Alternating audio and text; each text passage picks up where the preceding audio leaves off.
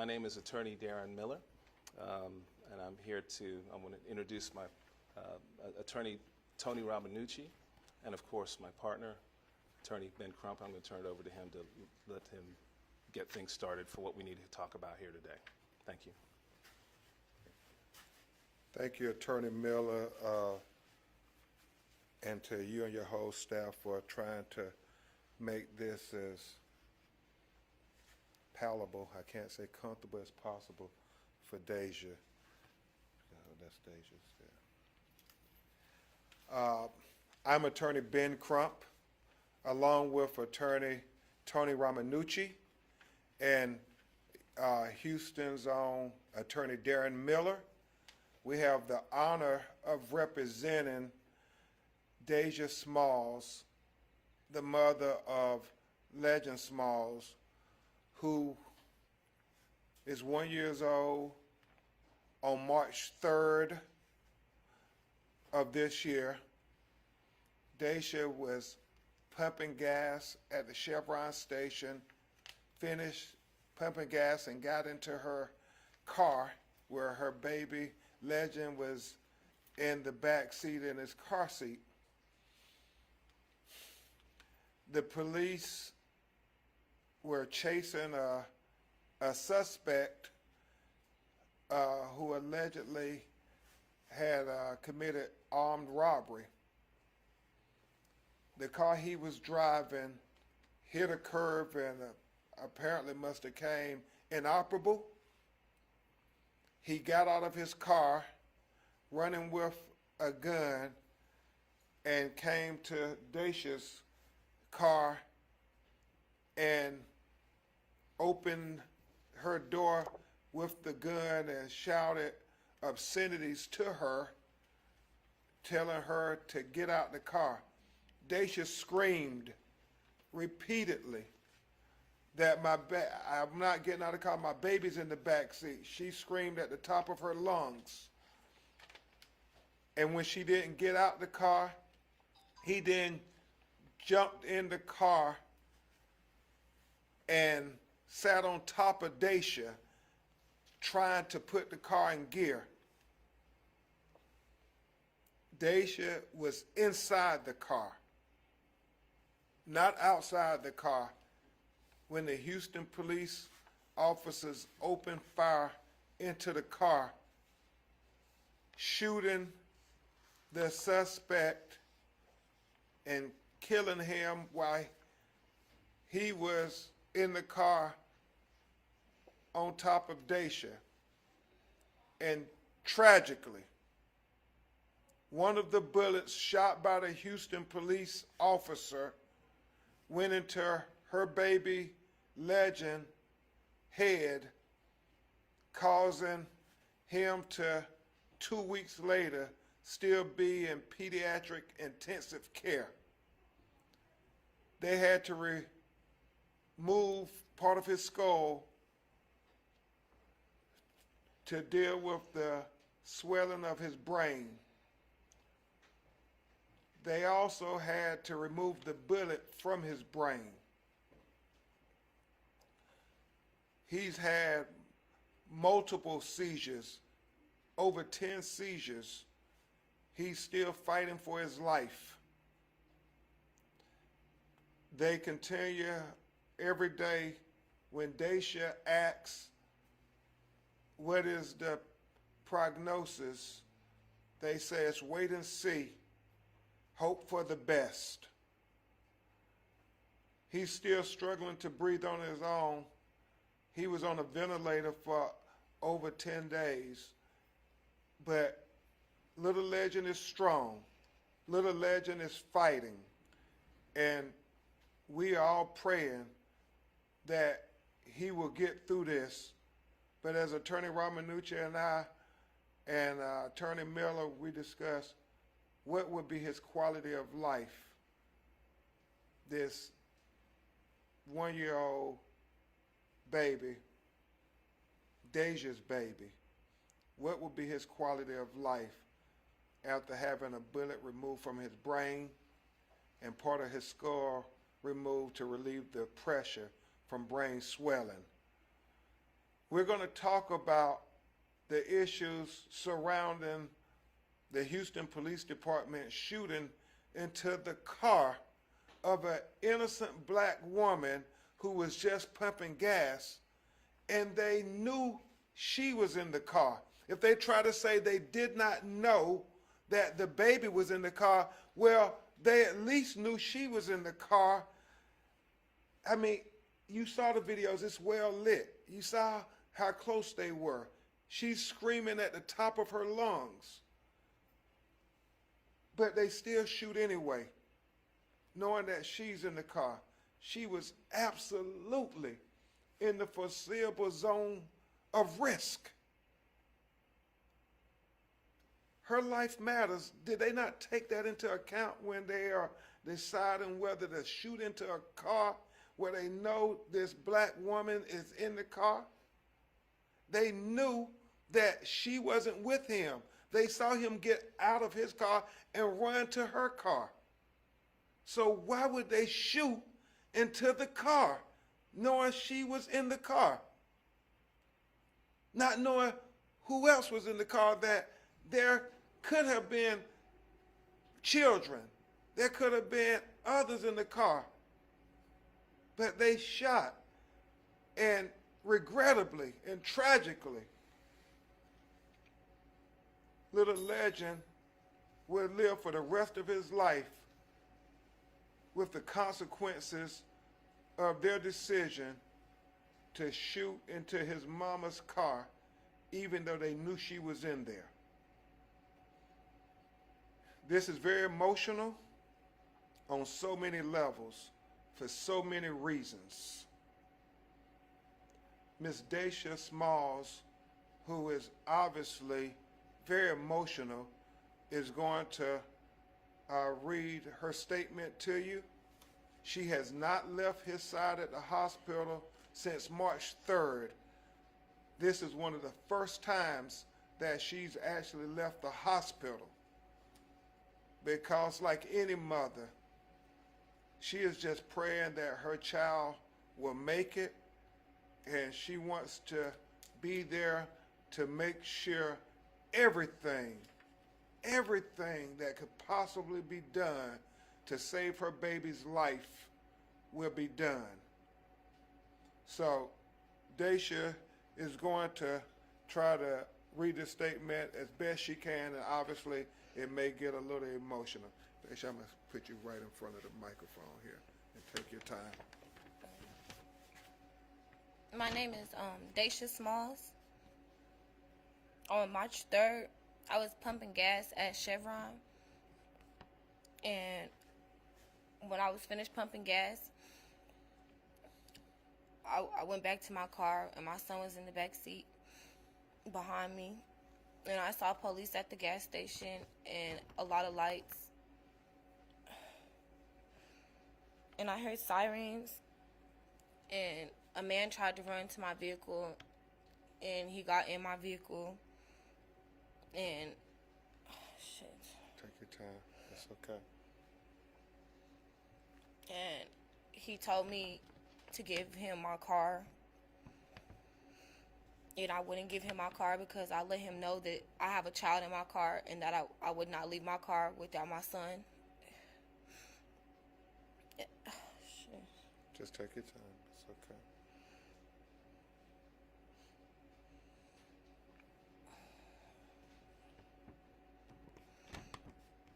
I was sitting in the car when the person jumped in my car, and the police were right behind him. Before I knew what happened, they were already shooting at my car, and I was just scared for my son's life.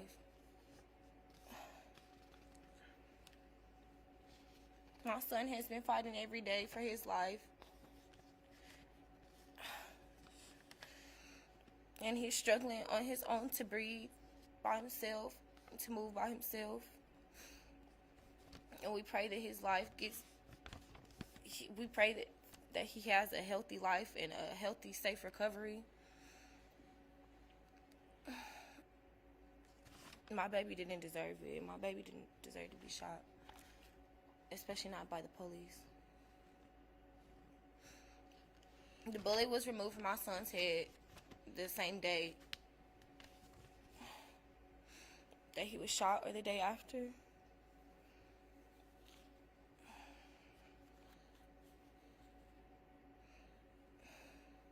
your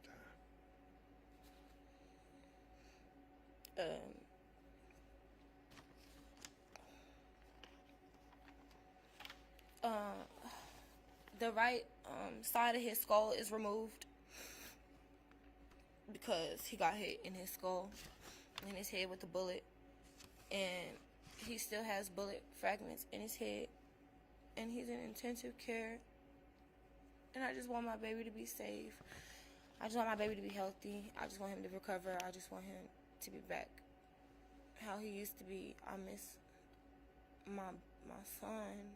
My son didn't deserve this, and I don't want to leave my baby's side, like, at all. Thank you. Obviously, this is extremely emotional, and Daisha only came here today to tell you what happened from her perspective and what she has been struggling with every hour, every minute, every second since that video from March 3rd at that Chevron gas station. So we will keep you informed of Legends'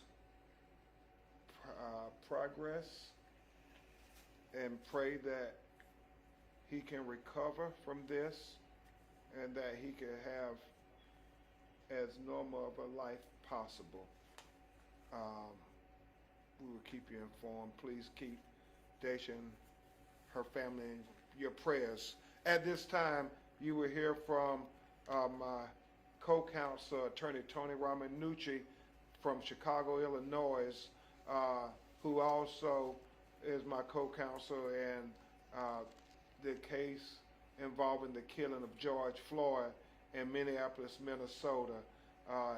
He and Attorney Darren Miller are critical to trying to get to some sense of justice for Legend Smalls and Daisha Smalls. So at this time, great lawyer, great civil rights lawyer, Attorney Tony Ramanucci. Thank you, Ben and Daisha and counsel. I appreciate being here. You know, we heard that the first, narrative when this incident happened was that Legend had received a graze wound. Clearly, as we stand before you today, we know that that narrative is not true. It was a false narrative in the beginning. And we have to weigh all of what happened that night to determine whether it was objective and reasonable. We know that by the orders of the Houston Police Department, that they determined that all human life has value.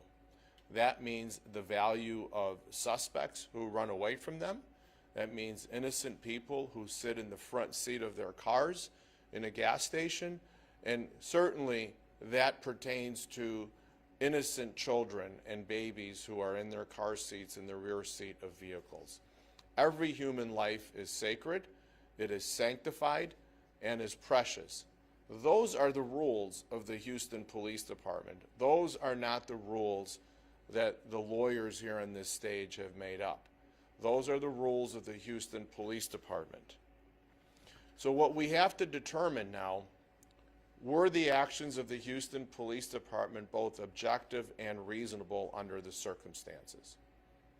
And clearly the answer is no. This suspect, this man who ran away from the police when he got in Daisha's car, whether or not they want to deem this a hostage situation or not, we don't even know what they're going to say about it. But even if this suspect had taken Daisha hostage, you don't shoot. This is not the movies. This isn't the TV show. This is real. This is objectiveness, and this is reasonableness. The objectiveness is that there are innocent people in the line of fire, and we know that you do not shoot unless you know what your target is. And clearly the Houston police did not know their target because they hit Legend squarely in the skull, not a graze wound. So when we determine those factors of objectiveness and reasonableness, it's not an or factor, we can see that what the Houston Police Department did violated their policies. Legend should not have been shot. The objective qualifier here is, according to the Houston Police Department, was there potential for injury to citizens, officers, or suspects? And the answer is a clear yes. There was great potential, there was actually grave potential for injury to citizens. And that's exactly what happened. So under their own rules, this was not a justified shooting. And as a result of this needless harm, this mother has to suffer watching her child struggling to breathe on his own. And Ben is holding a look at that picture. That's nobody will know whether the Legend that Daisha woke up with on March 2nd of this year will be the Legend that she has waking up with him for the rest of this child's life. And that's heartbreaking, ladies and gentlemen. And that's because the rules were not followed. Thank you. Thank you, Attorney Ramanucci. It is heartbreaking. As I'm standing here with Deja quivering beside me, we're going to take a few questions, but obviously we won't take too many because this is so difficult for her, and we will follow up with you. If you want more photographs of Legend, you can contact us at press@bencrump.com. He's such a beautiful baby. He, as his mother said, he did not deserve this. He did not deserve this. Why would the police not respect her life? They knew she was in the car, this innocent black woman, but yet they started shooting in the car knowing that bullets have no names on them. And when you shoot into the car, you put her life at risk.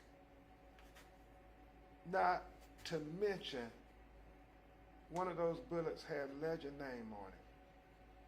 Was it worth that? Was it worth it to put their lives in danger like that? Because right now in America, we're talking a lot about when it comes to African Americans, the police often shoot first and ask questions later. And they don't do that to other citizens. They don't shoot first and ask questions later. That's what we want in our community too. When you're dealing with black citizens, we want you to use objectivity and reasonableness, as Attorney Ramanucci was discussing, as their policy. Apply the same policy to black women and black men, just like your policies say you do to everyone else. That's all we're asking for.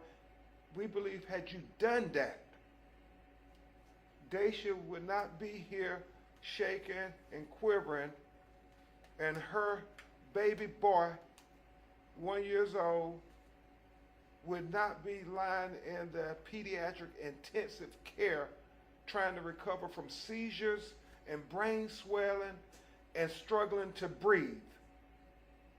That's why we have to have better policing, because these are our children that are being harmed. These are our children that are being killed, and their lives matter. So we'll take your questions, if you have any. Yes, ma'am. Have you already filed a lawsuit? Do you plan to file a lawsuit against the police department? And if so, when and what will that look like? I'll let Tony take that question. So yes, our intention is to file a lawsuit. We are developing more facts, and once those facts are fully developed, you can anticipate a lawsuit being filed shortly. Do you know how many And those are some of the facts that we're still developing. That is an important fact. We don't know the total number and how many officers shot, whether it was one or more, and so we do need to find that out. Well, we know it was more than one. Yeah. Because he was killed and a bullet went into Legend's head. Any other questions? Two questions. The first, for the mother, David, I know you're going through so much right now to see your child in the hospital. Can you tell us a little bit about your son prior to this incident? His personality prior to. Baby, he was. He was my baby. You want to stay here as loud as you can. My son, he was a smart baby. He was active. I mean, I don't really know what else to say. She said he was a smart baby. He was very active, a good baby. And sir, just to clarify, because there have been different accounts of what we were hearing from police initially, so Deja was inside the vehicle at the time the police started firing. Yes. Yes, and also, obviously, there's surveillance video at the Chevron that has been made, some of it public. We want all of it to be made public. You certainly want truth and transparency. And we understand that Houston police officers have police body cam video. We would want that to be made public as well. We think that will give you the vantage point of a lot of the police perspective. So, sir, there is body cam? Well, we believe there is. We believe that there was a big, I guess, proposal by your city council to make sure all the Houston police officers were outfitted with body cam equipment. And, you know, quite frankly, if the taxpayers paid all this money for body cam video, it would be shocking if none of those officers had their body cam video on. I think you have a very active, responsible police chief who I'm sure would make his officers follow the policy of having their body cameras on when they engage with the public in such a consequential manner. How do you explain the inconsistencies of what we were told that night? We were told this was at Graysville, that she wasn't in the car, and you're saying that there's video to prove otherwise. Well, all I'm saying, the video, I'm thinking they're going to have body cam video. We have not seen it yet. You saw some of the surveillance video, but what we have is this mother who knows exactly where she was at. Sir, have you requested the body cam? Had any discussion with Chief Acevedo? We have not. We look forward to talking with Chief Acevedo and the leadership of the city of Houston, because I'm sure they all are praying for Legend and want to make sure that he gets whatever measure of justice that should be given to him. He and his mother were completely innocent, and we challenge anybody to say anything but that. She was an innocent black woman doing what people do thousands of times a day, pumping gas. That's all she did. And this suspect tried to take her car from her, and she refused because her baby was in the back seat. And she did what any mother would have done. Any mother in America would have refused to give up their car with their baby in the back seat. And for that there, she has had to pay such horrible, horrible consequences. Are there any other questions? We'll take two more. Has anybody from the city or the police department tried to contact either you or her? They only told her she could pick up her car. That's it. No one was called to check on the condition of Legend No. or offer any support to you at all? No. The most I've heard from HPD or a detective was that my car is available at HPD to be picked up. Did they explain to you what happened? Apologize? Make an apology in any way? They can't explain to me what happened when I was there the whole time. But I mean, did they talk with you about it? They asked me my name, my number, and my address. And that was it. Last question. How old are you, and do you live in Houston? I do live in Houston. I'm 19 years old. Tony, you were about to say something? I just wanted to say, one of the gentlemen asked a question about the differential in the narrative. Well, you can see that if the narrative is with Daisha outside the car in a graze wound, how that changes the complexity and the dynamics of the case significantly. When she's in the car and a bullet goes straight into this baby's head, it's a different case. So the police got out in front of the narrative. That's the narrative that they told. But the truth is standing to my right and to Ben's left. And that's where this case is going to fall. There is no truth is in the middle. The truth is on the right side. And when the time comes, this mother will give whatever statements that she needs to in order to tell the truth of what happened that night and make this case what it is. This baby should not have been shot. Darren, do you have anything to add? I do. Folks, I've lived in Houston for the last 42 years. I've got 4 children here. I've got a beautiful wife here. And to have to encounter issues like this over and over again, we've got to make a change. And we can't continue to do this. So we're going to find out what's going on. We're going to investigate. And we've got to do something to make sure that everyone's actions in future are much better. We thank you guys for coming out. And Marty can arrange for any questions you have after the scenes, and we'll give you more information as it becomes available. Thank you for coming. Thank you. And we have pictures for you if you want them at press at Ben Crump or for further updates. Thank you, Attorney Miller. Let's watch this.